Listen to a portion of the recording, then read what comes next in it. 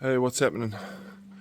Another Coloursteel video, but this time we're looking at Ironsand, and I just wanted to show you a step top with a cut bottom. So the finished height was supposed to be 1800, which is pretty much what this is. These are 1800 sheets.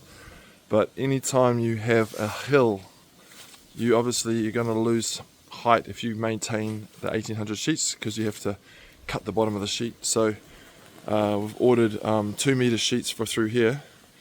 And I think it worked out something like 1700 to 1940 or something like that. So we kind of averaged the fall. So what normally happens is on this step here, if you don't do that and you use 1800 sheets, it ends up being like 1600 high here. And some customers don't mind that. But the other option would have been just to have a square panel like this and have a square, like a flat bottom.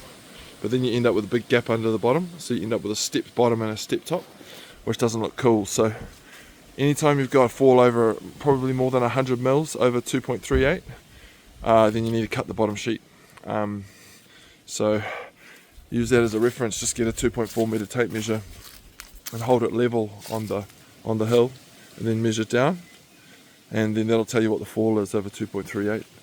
So you have to add, whatever that gap is there onto your sheet height, so that when you cut it, obviously you cut this bottom piece off. So it's just, if you're doing this yourself, that's what you need to think about. So why do we do it like this? Well, flat is always preferable. You can see it's got the flat 4 bays there, but there was no way we were going to get away with a 2 bay step down here, so I had to step every single bay, because obviously if you step every single bay, you dilute the amount of fall. If you wanted to do like a 2 bay step, 2 bays, then you're going to need super long sheets down here. So always better to do a single bay step down a hill.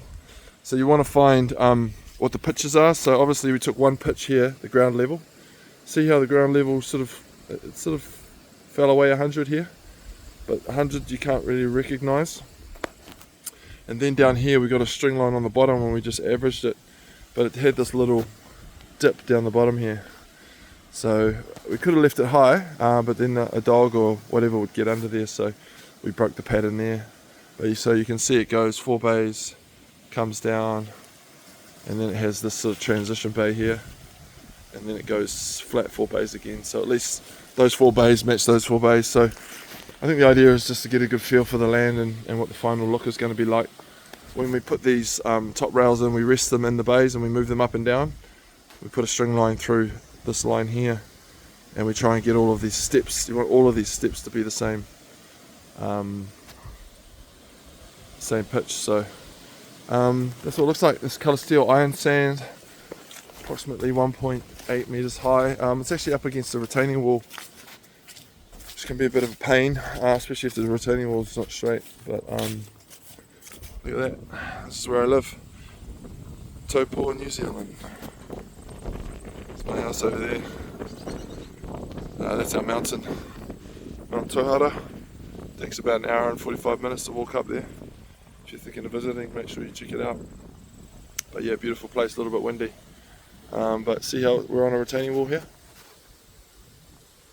So this post here has been side fixed.